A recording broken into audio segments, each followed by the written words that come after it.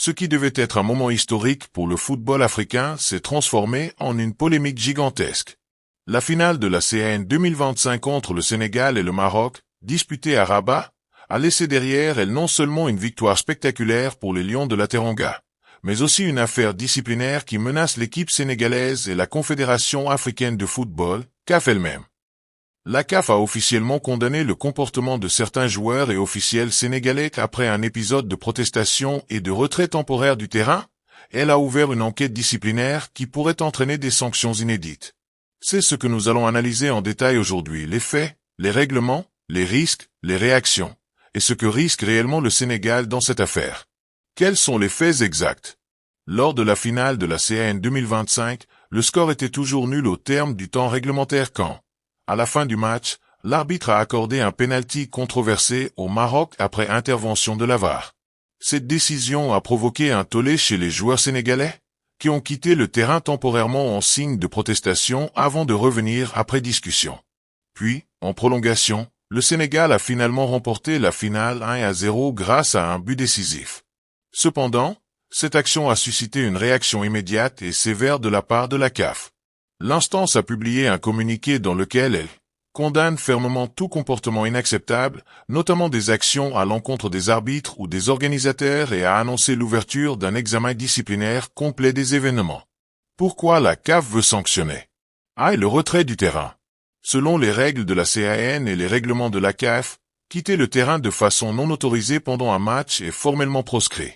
Même si l'équipe est revenue ensuite, des experts juridiques expliquent que l'acte en lui-même constitue déjà une infraction disciplinaire.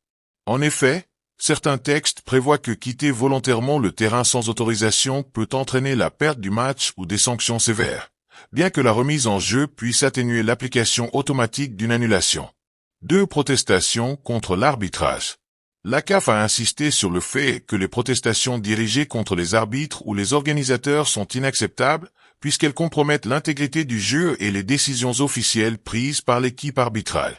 FIFA, par la voix de son président Gianni Infantino, a également critiqué ces comportements, qualifiant les scènes d'inacceptables et insistant pour que des mesures disciplinaires soient prises. Que risque le Sénégal? Sanctions individuelles. La CAF peut décider d'infliger des sanctions personnelles à ceux qui ont pris part à l'incident. Suspension de match pour les joueurs ou le coach.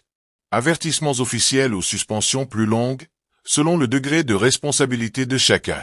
Certains journalistes spécialisés évoquent déjà la possibilité que le coach Pape Thiaw soit suspendu pour plusieurs matchs, voire pour certaines périodes internationales importantes. Amendes ou sanctions institutionnelles. En plus des sanctions individuelles, il est possible que la CAF inflige une amende à la Fédération sénégalaise de football ou impose une mise sous surveillance disciplinaire en cas de récidive. Le titre peut-il être retiré? Si une équipe abandonne le terrain sans autorisation avant la fin du match, les règlements prévoient que le match pourrait être considéré comme perdu ou que l'équipe pourrait même être disqualifiée. Mais dans ce cas précis, puisque l'équipe est revenue et que le match s'est terminé normalement, une annulation du titre est hautement peu probable, selon les textes consultés. La procédure disciplinaire en cours. La commission disciplinaire de la CAF a entamé l'examen des réserves déposées, notamment par le Maroc et par des observateurs, et elle a commencé à examiner les images, les rapports et les témoignages relatifs aux incidents de la finale. Cette décision montre que la CAF prend au sérieux ce dossier, tant sur le plan sportif que réglementaire. Les réactions politiques et diplomatiques. Au-delà du sport, cette affaire a déclenché des réactions au plus haut niveau. Le Premier ministre du Sénégal a qualifié les incidents de « déplorables et douloureux », appelant à ne pas interpréter ces événements comme des ruptures culturelles ou politiques entre nations. Le Maroc a affirmé que ces incidents ne doivent pas altérer les relations historiques entre les peuples africains et que le football doit rester un vecteur d'unité.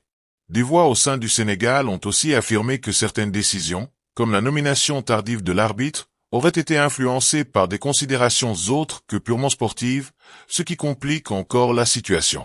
Les voies de recours. Si une sanction est décidée, la Fédération sénégalaise de football pourra faire appel devant la commission d'appel de la CAF, puis éventuellement devant le tribunal arbitral du sport, TAS, si le résultat ne lui convient pas. Ces procédures sont bien définies dans le code disciplinaire et offrent des moyens de défense légaux. Conclusion, les enjeux réels. Cette affaire dépasse largement une simple suspension ou une amende.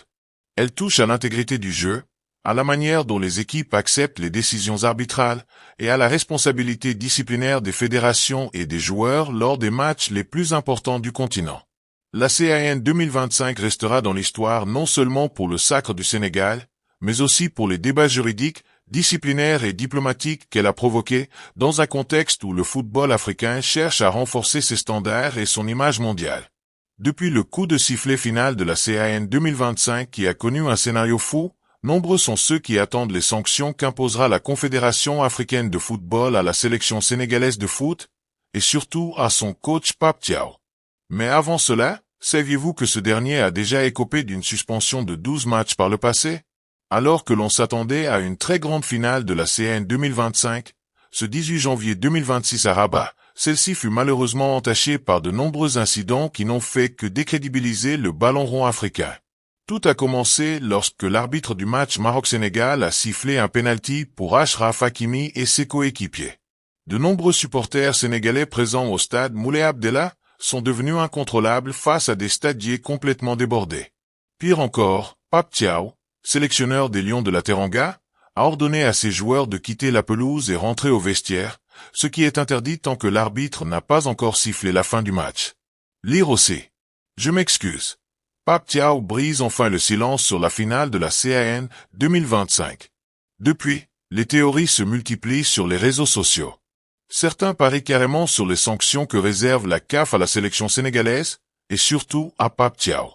Il a certes été sacré champion d'Afrique lors de cette édition qui a eu lieu au Maroc, mais à quel prix?